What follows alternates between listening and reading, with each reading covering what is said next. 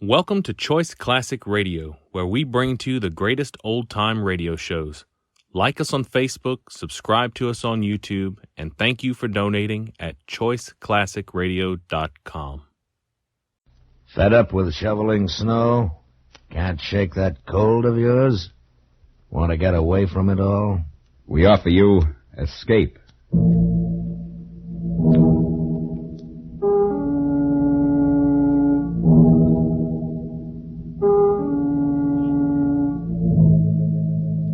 You were alone in a remote village on the Welsh border, surrounded by silent townspeople who were watching and waiting for you to decide to lose your soul.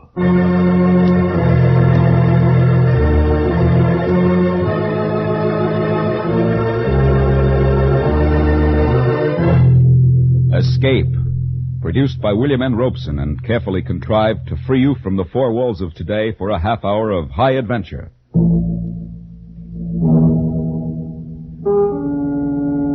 Today we escape to a remote section of Wales and a strange village between two worlds, as Algernon Blackwood described it in his eerie story, Ancient Sorceries.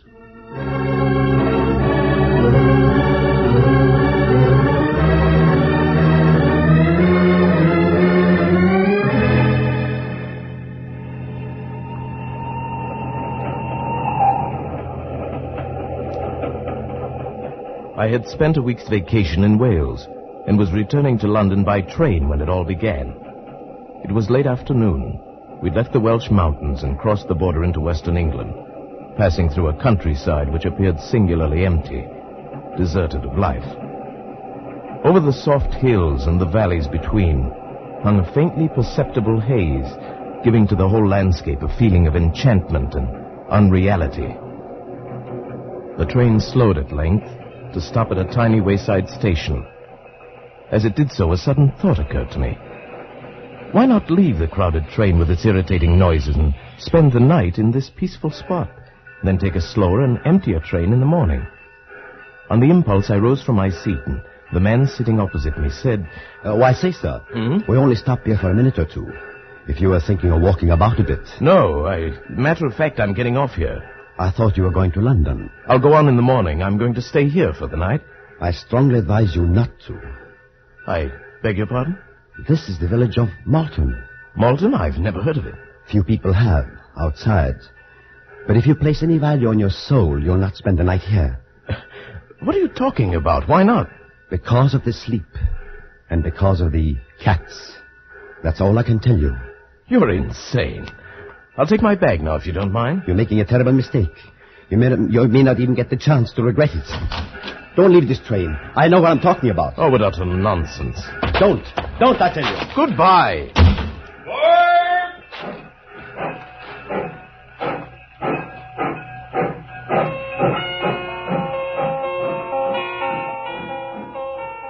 I stood there on the embankment as the train pulled away. What was the matter with the man, anyway? Cats, sleep. His words made no sense. I picked up my bag and started walking up the long hill toward the village, and suddenly, for no reason at all, I shivered.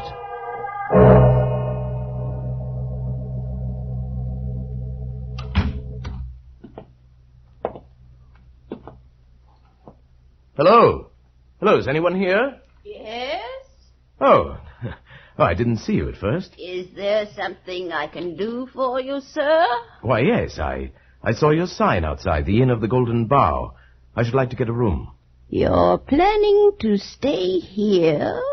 Why, yes. Very well. You may sign the register. Here. Thank you. I'm going to catch another train and go on in the morning. Yes, of course. There we are. Arthur Llewellyn. Llewellyn? Yes, from London. Arthur Llewellyn. You've been a long time coming back. What? But now that you're here, you'll find there are some things that never change. Madam, I'm afraid I don't know what you're talking about. You rang, madam? Dondrere. The gentleman would like a room for the night. His name is Arthur Llewellyn. Aye, so it is. Welcome back to Malton, sir. I knew I'd never been here before. What was it all about? First the men on the train, and now these people. Were they crazy, or was I? Oh, well, I left the inn and walked along narrow cobbled streets, beneath quaint gables leaning out from the silent, shuttered houses, through dappled pools of light and shadow. As I walked, it gradually dawned upon me that the village of Malton was centuries old, older than any town in England ought to be. And the people I passed now and then were dressed in the fashion of another day. They paid no attention to me, went silently about their own business. Yes, that was it. That's what I'd been noticing. Silently. As I walked, I noticed they came and went with only soft padding sounds to mark their passing, as though they walked in shoes with soles of velvet. When I stopped, there was no sound. The silence was unbroken. I hurried through the streets and came at last to the far side of the village, to a place where the hill broke away sharply from a low, flat wall of stone, perhaps a rampart once. I sat down upon it, and the dreamy tranquility of the place stole over me. Presently, I don't know how much later, I became aware of the sound of weird music rising out of the vale below me. I looked down from the rampart. The sunken plain at the bottom melted away into a sea of gathering shadow, blurred into a swirl of thickening mist.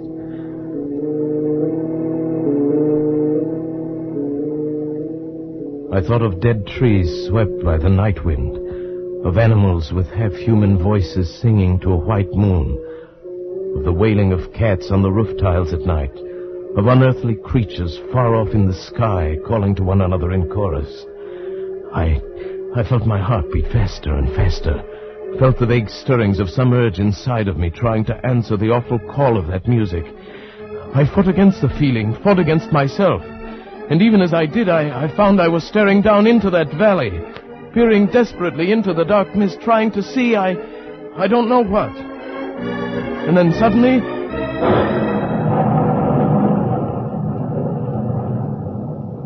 the music ended. I stood on the rampart alone, dusk fallen about me, and the early night wind moaned with a chill breath. Quick terror rose up in me. I turned and ran on through the darkened streets, ran with heart pounding, dodging its shadows, through one dim alley after another, and arrived at last panting and almost breathless at the door of the Golden Bough. You've been a long time returning, Mr. Llewellyn. It's past 7. Yes, I guess I walked farther than I meant to.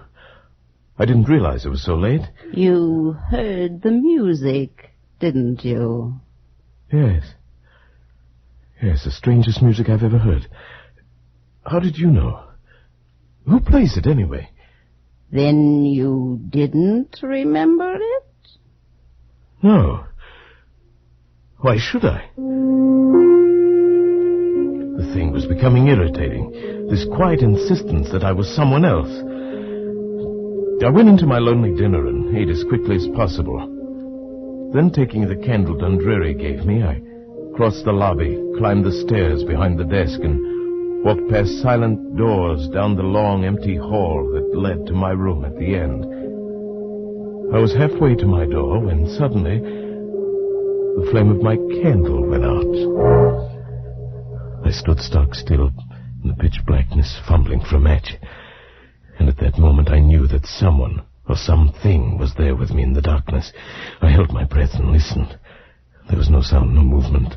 I reached out and found the wall and moved along and feeling my way in the inky blackness. It was then I touched it. Near my face, another soft, warm yielding. And alive. Who is it? It is I, Ilse. Who?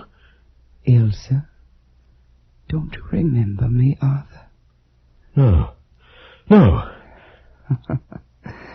But wouldn't you like to remember me? Don't you want to see me again? To look at me? Now? I don't know. But not tonight either. Perhaps tomorrow. Tomorrow.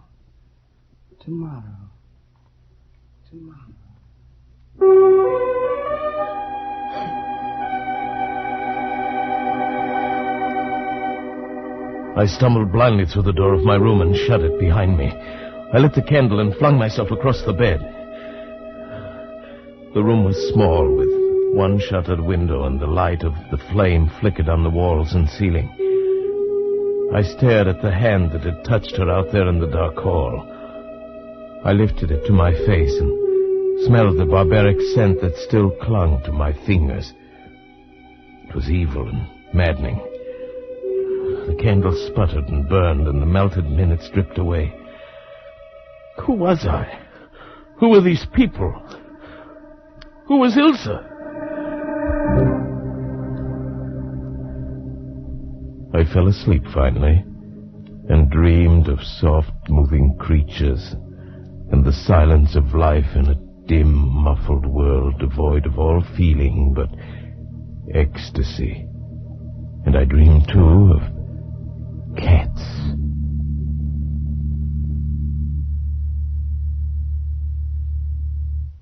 You slept quite late this morning, Mr. Llewellyn.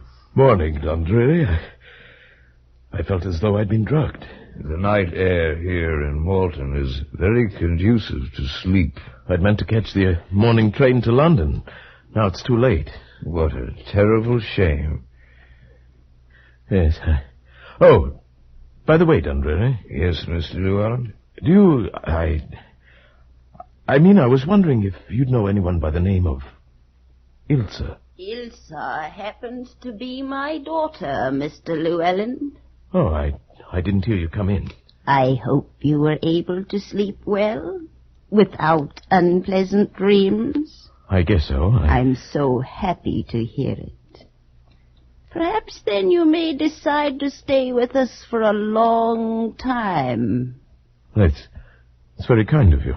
No, it's not kindness, Mr. Llewellyn. But all of us are hoping that you may decide soon. Decide? Decide what? It was no use. None of them would answer my questions. They seemed to think I should know already. I left the inn as soon as I'd eaten, walked around the streets of the village. I began to notice I was never completely alone. If I turned down an empty street, someone always stepped from a doorway or entered from the opposite end. Wherever I went, within 5 minutes, a dozen people were strolling near me. And I realized these people were watching me tensely, as a cat watches a mouse or another cat.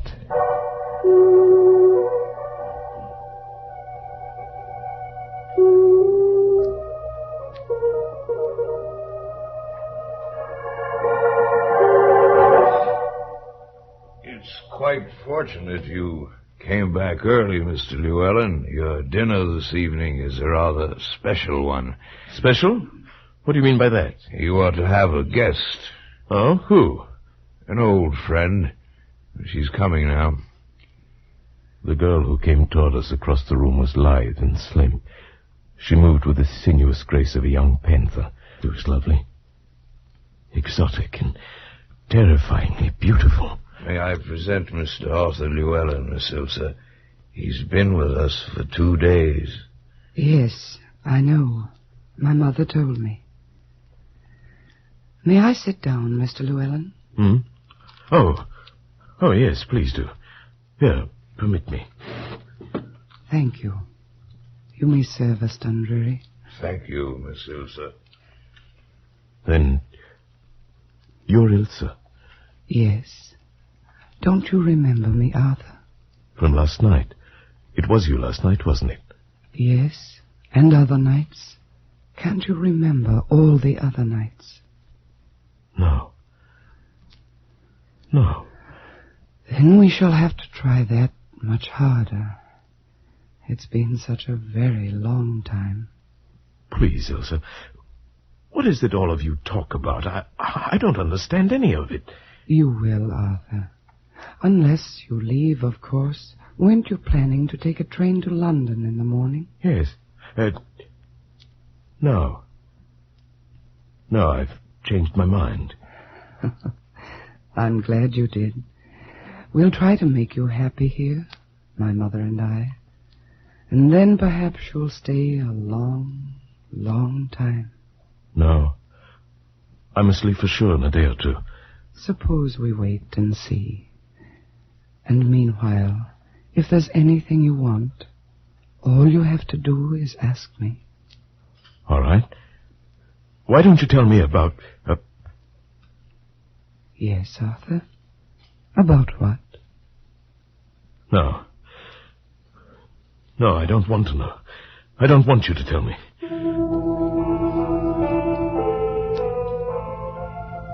Suddenly I realized I was afraid to know. I was afraid. I should leave now, but I couldn't leave. It was Ilsa. She attracted, repelled, fascinated, and horrified me, all in single flashes of blasting emotion. I felt the presence of a great grey curtain ready to roll back at any moment and leave me on the brink of an awful adventure. And I knew the village held its breath, watched and waited. And then on the evening of the 5th day, the whole ghastly secret exploded into hideous life.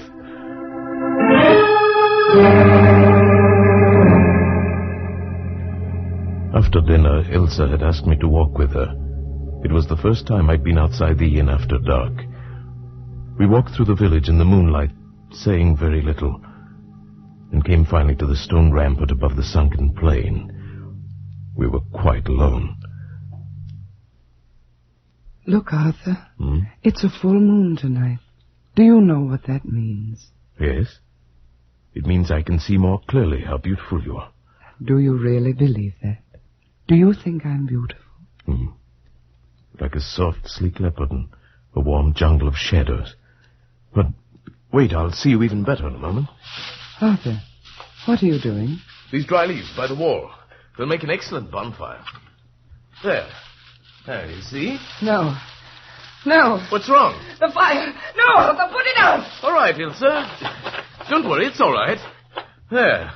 Didn't even get a chance to get started. There, you see, it's out. Yes, I see.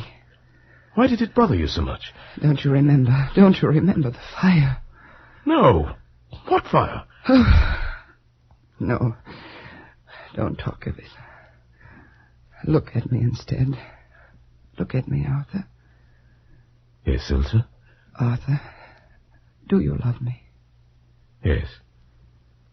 Yes, Ilsa, I love you. I'm glad. That means you'll come back to us then. I don't know what you mean, Ilsa. You can know everything. Tonight, if you want to. Yes, I do. I do, Ilsa. You must know a part of it already, down inside. You must remember some of it, don't you? Yes. It's like something buried for centuries, deep inside of me. Now it's beginning to come alive. Let it come alive. Don't fight against it. You belonged to us once, long ago, and you still belong. Yes. I seem to know that. That's why you came back. You heard me calling. You heard them calling. And you came seeking the old life again. Yes, but... Ilsa, I'm afraid. Are you afraid of me? Look at me. Ilsa... Will you live the old life again? With me tonight? Yes. Yes. Oh, I've known that you would, because I own you, Arthur. You belong to me, and I want you to come with me. I shall never let you escape from me again. Yes, yes. Go back to the inn, then. Wait for me, Arthur. I shall come for you. Tonight.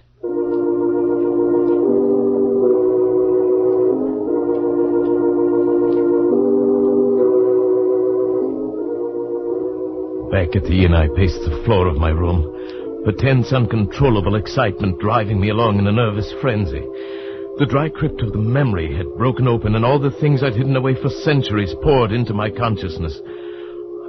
I knew now why I'd come here. I knew what I was going to do. And I knew that I was lost. I sensed the rising stir of movement throughout the inn, and outside in the courtyard below my window. I knew what to expect when I threw open the window.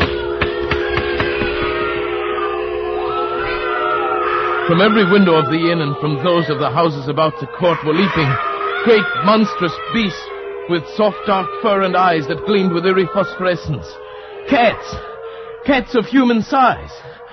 This was the secret of Malton. Lycanthropy. The witchcraft of centuries long dead and buried. The half-human cries floated up to me, and the moon cast their dark shadows on the ground as they padded across the courtyard and vanished through the narrow streets of the village, heading for a hideous rendezvous. This is what I'd been. This is what I wanted to be now. I scarcely heard the door of the room open behind me. Are you ready, my love? Shall we join them? Yes. Here, Arthur, the sacred bomb, made of vervain and mistletoe and blind things out of the sea. Remember? Yes. Yes, I remember. Take it. Use it. We'll change now. Transform. Leap from the window and join them. Lead us again, Arthur. Yes. But not here, Ilsa. Not yet. Wait until we get there. Then we'll change. If you wish. Come then, Arthur, to the stone wall above the grove. That's where we'll change, on the stone rampart.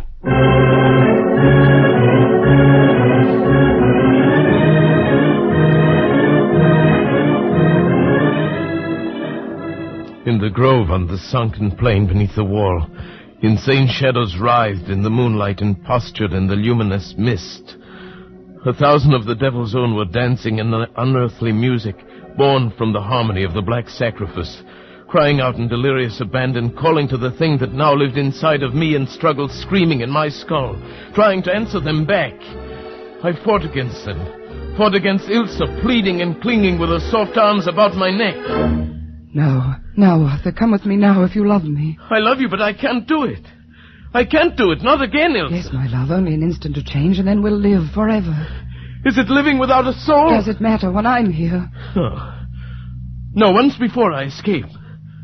But I could never escape again. This time there'd be no turning back. Am I not worth it? Look at me, my love. I clung to the very edge of sanity, thought that I'd not be lost and damned forever. And at that very moment I knew what I could do. Wait. What are you doing? I found a match in my pocket, struck it, dropped it into the dry leaves that lay banked along the whole length of the stone wall. No, Arthur, don't. I can't come to you through the fire. You're driving me away. Yes, go into the valley, Ilsa. Goodbye, Ilsa. Goodbye. You fool. You fool.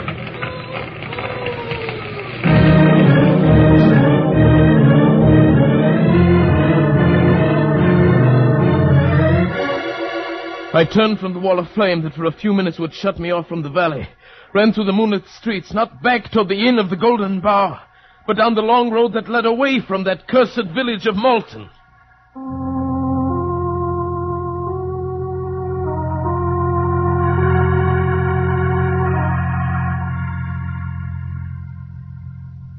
Well, Mr. Llewellyn, I find this one of the most interesting cases of hallucination I've encountered since I began the practice of psychiatry. I tell you, it really happened, Doctor. And having investigated your story a bit during the past week, I'm in a position now to answer most of the questions that have been worrying you since you came back to London. What do you mean, investigated? I went up to Hereford and looked over some of the old records there. And then I motored over to Malton for a couple of hours. Well, then you know it's all true. You saw it. You know I was there. Oh, there's no question but what you were there, Mr. Llewellyn. The lady who runs the inn showed me your name in the register. Said you'd left quite suddenly without taking your luggage or paying your bill. She was really quite put out. I see. Well, what about the records, Doctor, the ones you spoke of? I think they really explain the whole thing, Mr. Llewellyn. It seems that during the 14th century, the village of Malton became a kind of headquarters in that part of the country for the practice of witchcraft. Yes. Go on. Numerous trials were held there in the late 1300s, and a great many men and women were convicted of sorcery and burned to death. Yes. In the records of a trial in 1372, I found the name of an Arthur Llewellyn and of Ilsa and her mother. That proves it, then. It proves a clear case of hallucination. You knew that story before you went there, not consciously, but somewhere down in your latent memory. I knew nothing of it before. That man was an ancestor of yours. The story must have been known in your family. When you arrived in Malton, accidentally, the association of the name just pulled the trigger, and your imagination did the rest. But, Doctor, my parents died when I was 4. I've never been around any of my family. No matter. You see, a childhood memory is amazingly persistent at times. Yes. Yes, I suppose it is.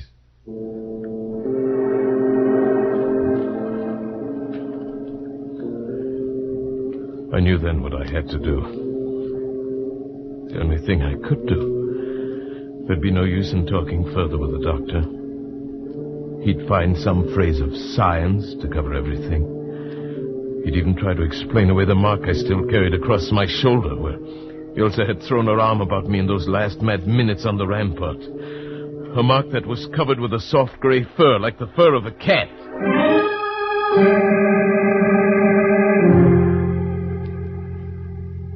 Yes, I knew now what had to be done, and must be done while I still retained my sanity.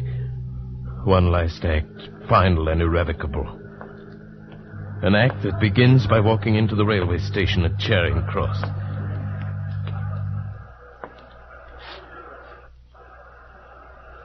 Good evening, sir. May I help you? Yes. I'd like a ticket to Malton. Malton? I don't believe I have... It's a village on the Swansea line near the border of Wales. Oh, yes. Yes, here it is. I don't believe I've ever sold a ticket to Malton before. I don't doubt it. Let's see now. 4 and 6. Single fare. First class. Did you wish a return or one way? What did you say? Oh, I'm sorry. Make it one way.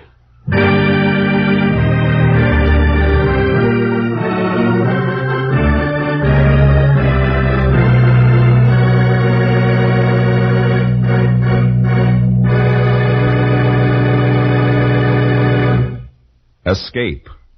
Produced by William N. Robeson and directed by Norman MacDonald, today brought you Ancient Sorceries by Algernon Blackwood. Adapted for radio by Les Crutchfield, with Paul Frees as Arthur Llewellyn, Kay Brinker as Ilsa, Anne Morrison as Madam, and William Conrad as the Doctor. Music is conceived by Cy Fewer with Eddie Dunstetter at the console. Next week... After you've had a hard day at the office or bending over a hot stove, next week at this time, when your problems seem too much for you, we offer you escape.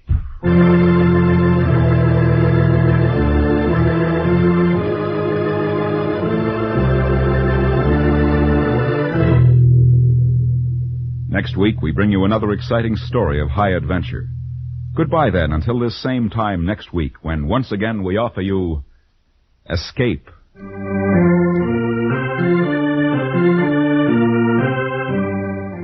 This is CBS, where 99 million people gather every week. The Columbia Broadcasting System.